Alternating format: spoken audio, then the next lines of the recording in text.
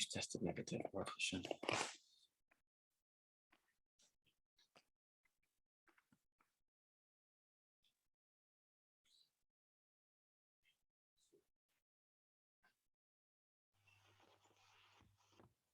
is Annie? No difference, I was just saying she's tested negative. Yeah. Okay. That's it. You know what the rules are, but we're still playing by the old. We're still playing by the old rules. No point going back to school. It's ready now. No. She'll do another negative and then return tomorrow. My rabbi's daughter tested positive on Friday. Was still tested positive yesterday. So he's waiting that he won't test it positive on Thursday to let me know if the son of the child or not. Each to their own.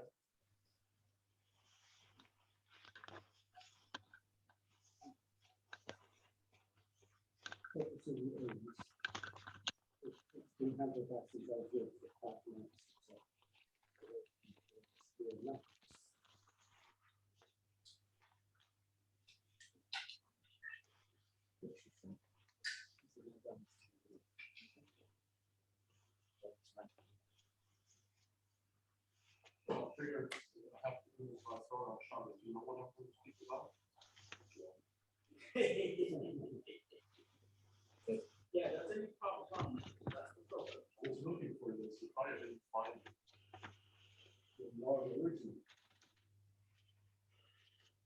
We got the sheet. The sheet, Jenny's sheet, I didn't find it. It's actually her. My name just at the top of the account. She made the sheet. I set up the account.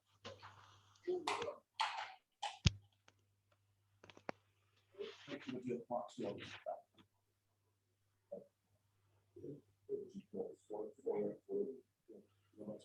maybe sometime.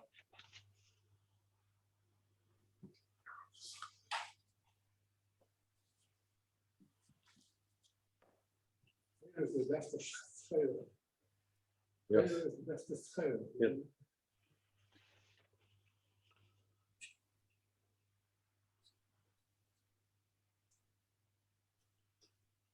Right. Okay. Mishnah 6 in the 3rd chapter of Pirkei Avot. Rabbi Nechunya ben Hakana said, Rabbi Hanani ben Hakana Omer, Kol hamakabel alav ol Torah, anyone who accepts upon himself the yoke of Torah, ma'avirim mimenu ol malchut over all derech eretz, will have removed from himself the yoke of government and the yoke of derech eretz, which is translated here as worldly cares, but we'll come back to that in a moment.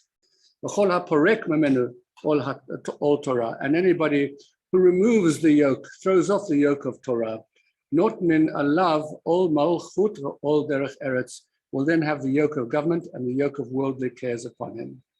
So first of all, the idea of a yoke is an imagery which comes from an animal, of course, that you have an animal which has an enormous amount of energy and power, an ox, but the ox is a wild ox. It's going to go and damage and do all kinds of things. And so in order to be able to make it productive, you place a yoke on it and you direct it in the direction in which you want it to go. And so we have this idea, therefore, of a human being being a wild creature. And we too need to have some kind of restraining force upon us, something that directs us, helps us to be able to direct us in the appropriate way. And that is the yoke that we accept upon us. It's something which we either willingly accept or it is something which is imposed upon us. Now, in society around us, there are two forms of yokes or restraint. The one is called ol malchut, the yoke of government. The government provides a restraint on us in terms of what it tells us is acceptable and unacceptable behavior, and it has a police force to enforce that. So there's a yoke which is imposed upon us from the outside, and we have to obey those rules on pain of being arrested, being incarcerated, being fined, or whatever it is. But the society decides, the government decides what the rules are. And then there's another more subtle sense of restraints, and it's called derech eretz. Derech eretz means literally the way of the land, the ways of the land, which means that every society builds from within itself a set of mores, a set of behaviors, a set of things which is considered to be acceptable in terms of behavior, and those things which are unacceptable. And society, in a sense, monitors that so that because of peer pressure, because one always needs to have a sense that you are conforming with people around us, we have a restraint that is imposed upon us in each country in its own special way. And this is kind of a restraint that can be shifting and moving, because what was considered to be unacceptable yesterday, by today might already become something which is more acceptable. And so we see that in terms of the moral kind of standards of society around us. So what Rabbi Nechunya is saying over here is that if you accept upon us yourself the yoke of Torah, in other words, the morality and the standards that in Torah requires of us, this is a much higher one than either that of the government or that of the mores around us. And so once one has accepted this higher form of behavior and of conduct and of self-restraint, of inner discipline in terms of behavior, from that point onwards, you can throw off and you don't need the other two. That's the principle over here. However, on the other hand, if you cast off the yoke of Torah and say, I'm not buying into this, this is not for me, don't think that you're going to be a free human being. Don't think that you're going to be able to go off and do whatever you like. There are still going to be two other yokes which are going to be imposed upon you. And there are less good yokes. They are more intrusive. They're more damaging even sometimes. There are two, particularly in terms of derech eretz, it can take you wherever you want to go. You see, society will ultimately do the things that it wants to do and become more and more liberal in terms of our moral standards. So this is the big concept over here. Don't imagine that you are a free human being. Yeah? There are restraints upon you, whether you like it or not. Just choose the right kinds of restraints, and you're going to be a much happier and more fulfilled person.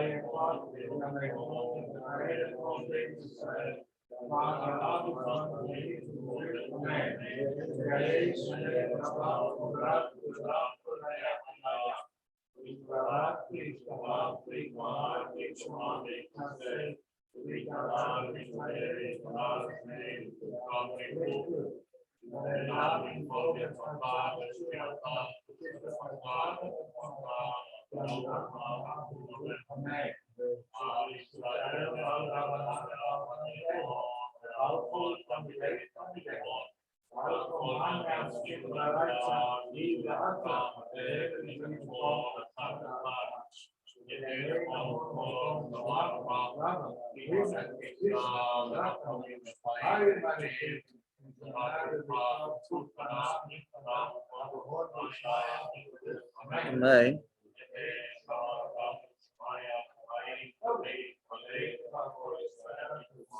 Amen.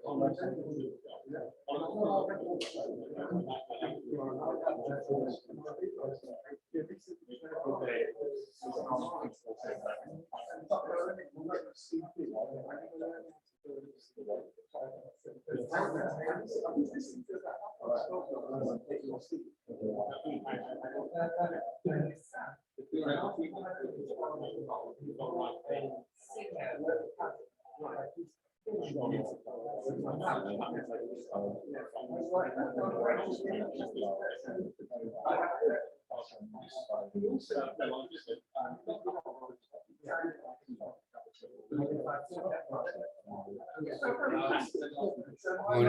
Jonathan. Morning, Karen. Morning. Morning. I think they finished in the shul. Yeah, they are finished. They're They finished. are. So, shall we get going? I think, if you don't mind, I'll start off with Baruch Shema.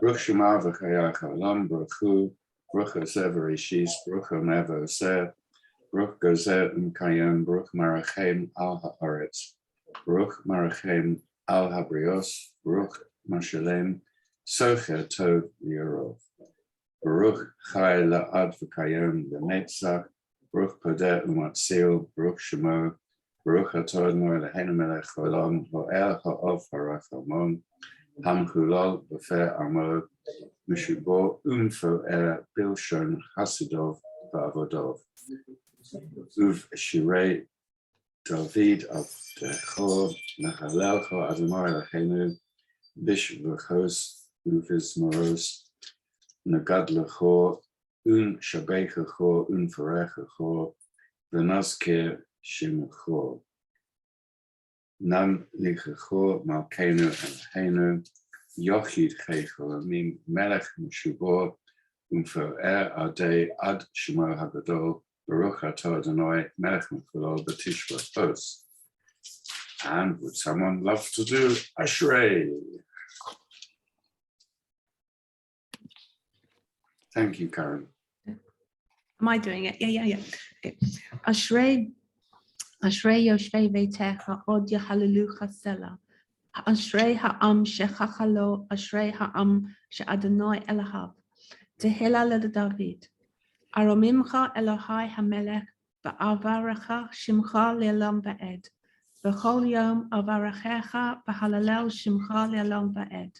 Gadol Adonai Umhulal B'ma'od, B'ligdulato Ein Cheker. Dor Lador Yeshabach Ma'asecha, U'kavuratecha Yagidu.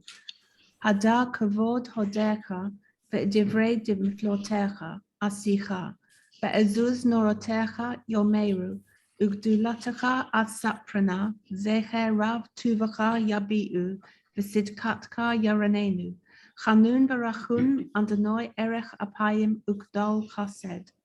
Tov Adonai Lechol Varachamov Al Kol Ma'asav. Yeducha Adonai Kol Ma'asecha V'chasidecha Yavarachucha. Kavod Malkutka Yomeru Ugvuratacha Yadaberu. Lahodia Livnei Ha'adam Gavuratav, Uchvod Hadar Malchuto.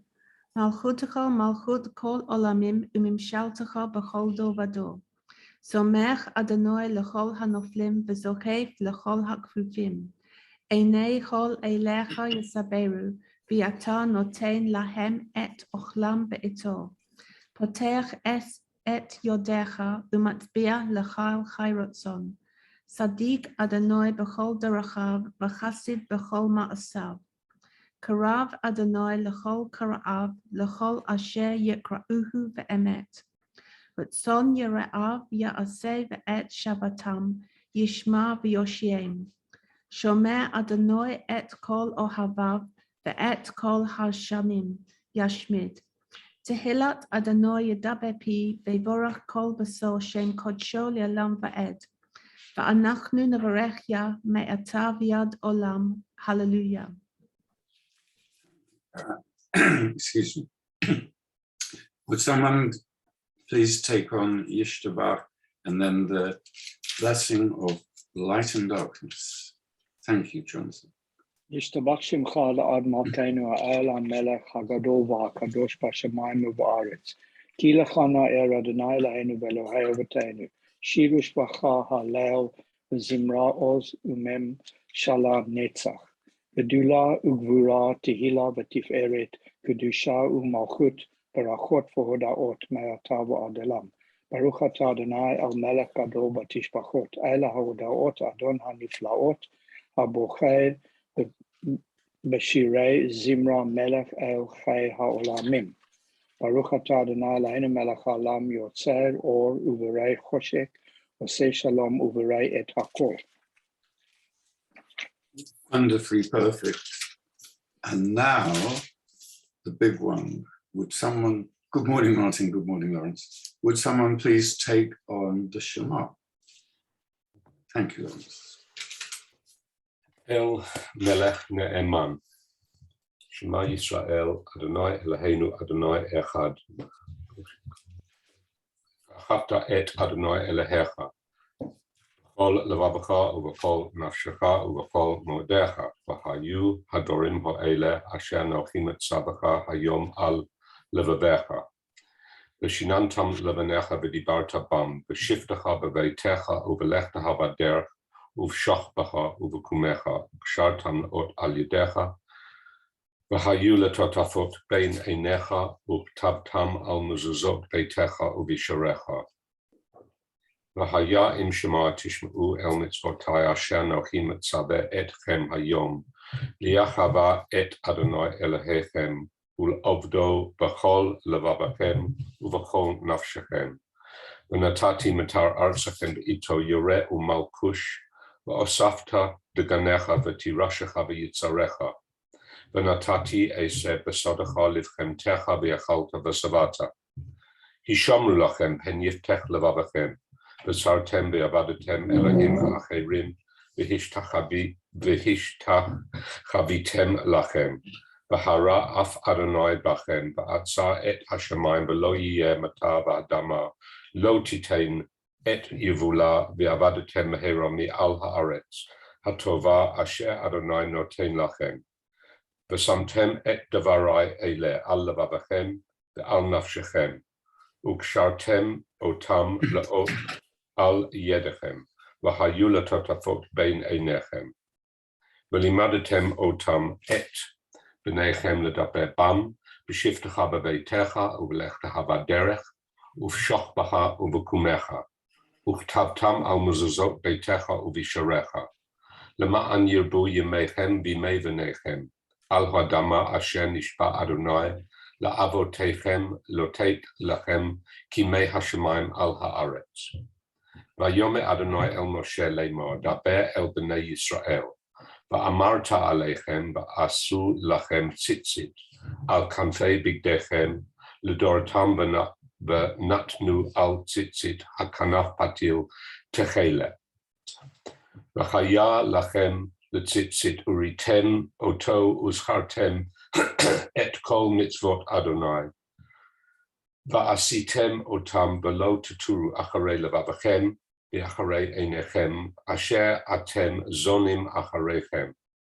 Lema'an tizkru va'asitem et kol mitzvotai vitem Kadoshim le'Elohechem, Ani Adonai Elohechem, Asher chotzeti eschem me'eretz Mitzrayim, lios lachem le'Elohim, Ani Adonai Elohechem, Emet. Lovely. I'll take on the Amida. To Yisrael, whom Abi Ezras Yisrael, Uvteichen umecho Yehuda v'Yisrael. Go aleinu Adonai tzavos shemo, Kadosh Yisrael. Baruch atah Adonai, Elohe Yisrael.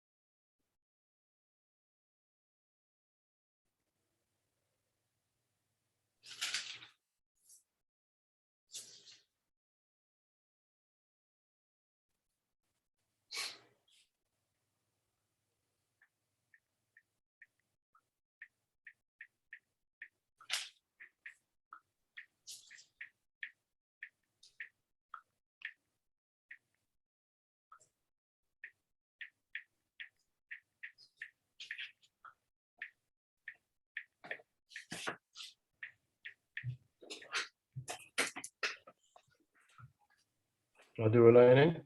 Oh, yes, please. Thank you. Elaine Shvach Ladon Hakol, the page Gideon, Lego Sabre Shit, Shalo, Sana Kuyoya, Haratsot, below Samano Mishpat Adama, Shalo Sam Hekana Kachem, go Elaine, Kuchom, Kachol, Amonam, Banach, Nu Korim Mishtachavim Amadim, Lifnei Melech, Malche Halmulachim, Hakadosh Baruchu, Shehuna Teshamai, Imbo Yosid Haaretz, Umashav Yakaru, Bashamai Mima'al, Ushachina Duzo, Begolfei Muramim, Hula Hainu Ein Od, Emet Malkenu, Efes Sulato, Kakatu Toroto, Viadata Hayom, Viashevata Elvavecha, Kielmahu Ha Elohim, Vishamayim Mima'al, Ve'al Haaretz Mitachat Ein Od, Al Ken Lekave, Lecho Adonai Laheinu, Lirot Lamahira, Betifer Zecha, Lavir Gululim Min Haaretz, Vehelilim Korot Yakaretun, Vetakein Leolam, B'malchut Shaddai, B'chol v'nei basa yikru b'shmecha, Lafnot elecha kol yishei aretz, Yakiru v'yedu kol yoshvei tevel, Ki lecho tichra kol berech, Tishavat kol lashon, Lefanecho Adonai Eloheinu yikru b'polu, Lichvod shimcha yakar yitenu, V'kablu kulam et ol malchutecha, V'timloch aleihem hera leolam va'ed, כי המלכות שלך היא ולעולמי עד תמלוך בכבוד. ככתוב בתורתך, אדוני ימלוך לעולם ועד. ונאמר, ויהיה אדוני למלך על כל הארץ ביום ההוא, יהיה אדוני אחד ושמו אחד. Thank you. Good morning, David. Morning. Would you be kind enough to take on the share for the day, it being Tuesday, Shalishi? Tuesday, right? Okay. Again, I don't know why I'm always ending up in Mari. Minute. Ah, that's better. Tuesday is third that week. Ayom Yom Shlishi b'Shabbat shebo hayu Elohim omrim b'mikdash. מזמור לאסף, אלוהים ניצב בעדת האל, בקרב אלוהים ישפוט. עד מתי תשפטו אבל, ופני ראשים תישאו סלע. שפטו דל ויתום, עוני ורש הצדיקו. פלטו דל ואביון, מיד רשעים הצילו. לא ידעו ולא יבינו, בחשיכה יתהלכו. ימותו כל מוסדי ארץ. אני אמרתי אלוהים אתם, ובני עליון כולכם. אכן כאדם תמותון, וכאחד השרים תיפולו. קומה אלוהים שפטה הארץ, כי אתה תנחל בכל הגויים. Thank you very much. Just a bit of news first, but then if someone's got any topics, or a topic that will give us moral elevation for the day, great. We had the Shul Council last night, which is a gathering of a motley crew, really, I'd say. But we did discuss the onliners, and the Shul Council endorsed the whole enterprise, and we're going to get more support, and probably in the Shul newsletter, there'll be a paragraph added. So this will be in addition to Leslie's letter that will go into the Schmaltz magazine. So I thought you were going to announce money. You know, for me, support always means money. These things have to be done very gently, and given your expertise with money, you could probably advise better. Lawrence was also there. Did I miss any important? No. I think it was well received, that this was successful, and we said how successful it is. That's very good. Excellent. So, has anyone got a hot topic for the day? One of my sons sent me a WhatsApp of, I don't know if it's, well, I hope there's some language in here which is, I was thinking about it, so I'm gonna read it out and just see whether you ban me for another couple of days. No, it's actually interesting. So this is obviously a young person who's fed up. It says, shout out to our parents for hitting an absolute timeline sweet spot. Drop in right after a world war, have a bunch of weird sex before HIV, buy a house for like £20,000, start a family, retire young, and peace outright before the ocean kills us. I sort of opened it and closed it, and then I thought about it again. That you know, I think the younger generation are really feeling it. You know, that our generation, and obviously not everybody, but our generation have ridden a wave, and you know, I don't think they feel like they have the same doors that were open to us. What does anyone think? Do you think that's unfair, what they said? I'm not really linking it to what's going on at the moment in Ukraine, because everyone feels completely deflated. And I think the point of doors opening is an important one, because our generation, actually, I think we lived in a golden age where we got good jobs and good money, wonderful training. Technology was really accelerating at an exponential rate. We had every comfort. Our homes are wonderful. And I've noticed for our children, it's harder than we ever found it. That's what he was saying. I mean, that was the gist of that email. And I've never really, I mean, I've always heard and we've spoken about it, but you know, I guess it does depend a bit on our individual circumstances. This one always, doesn't it? I mean, it depends how. I mean, there are people of our generation who've really had very little when they started, and and built something up and then created an inheritance for their children. But it depends whether you think that's good or not. I mean, I think because I think in some ways some of our children are actually protected because of their financial security, and they're able actually to come out and say these things that we had it so good, and because they don't have to make it as the same way for themselves as we did. So I think it does depend to some extent on your own personal. Wasn't it Macmillan who said in the late 50s, right at the beginning of the 60s, you've never had it so good? You know, so is it just a generational thing? You know, that every generation will think that. And I mean, they obviously didn't think that during the 40s, but it was a topic I thought it got me thinking. So are you saying it's a good thing that our children have been brought up cosseted, but they find it hard, or it's a bad thing? I don't know. It depends what they do with that. I think it depends what they do with that. I mean, in some cases they sort of become very complacent. In other cases they benefit from it, and they have, you know, they manage to have quite comfortable lives in a positive way, and that I think is fine. I mean, I'm not of the school to say, well, because they've got to make it their own way. Even if I've got the wealth to help them, I'll help them. There's some people who say they won't because it's not good for them. But that's not, for me, that's not a judgment to make. But it is something that it does depend. It always depends on the individual. There are of course kids who become quite spoiled and don't fulfill any kind of potential because they feel too secure.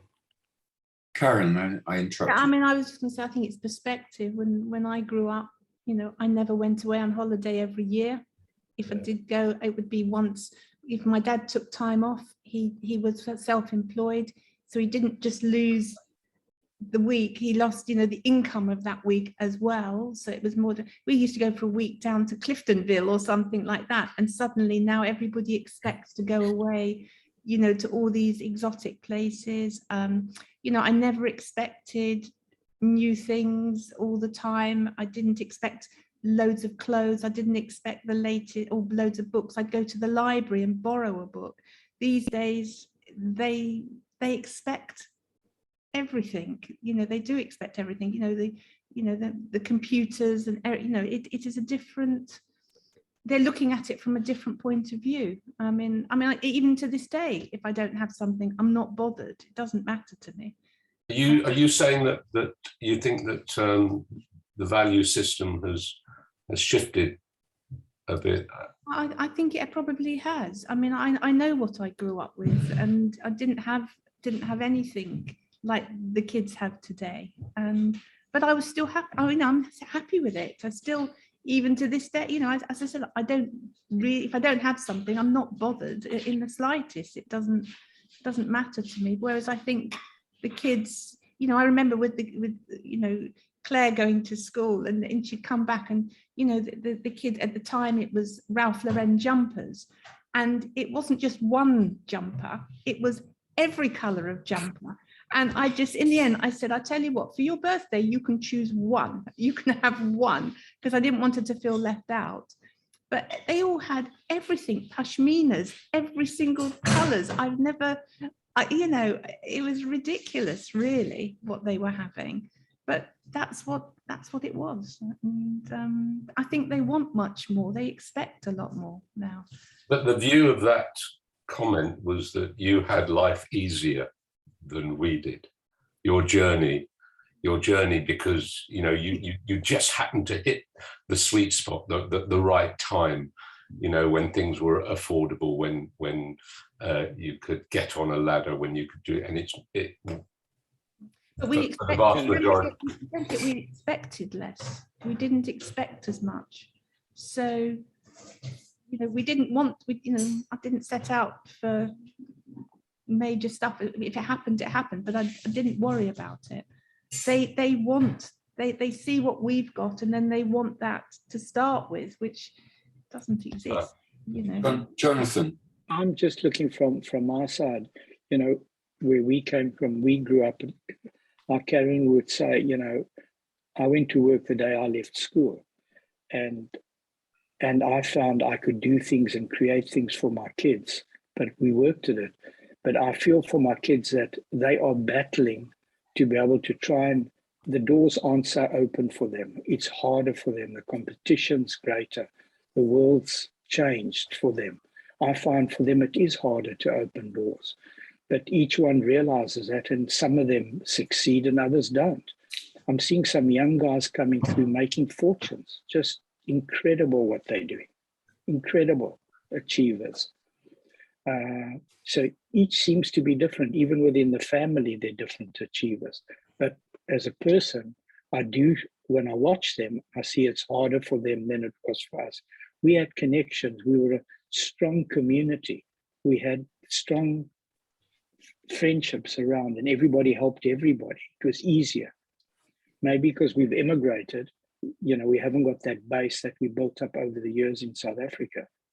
But I see guys arriving here and achieving. So some people seem to be able to open it easier, but from my perspective, I see it is harder for the kids.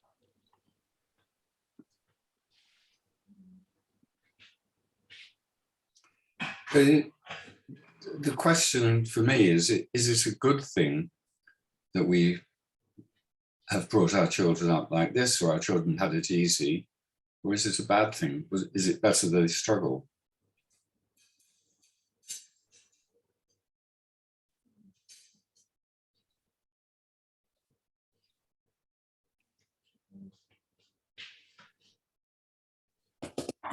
There was a lecture last night on Lockdown University, which I half listened to. It was about bringing up kids from an Israeli perspective.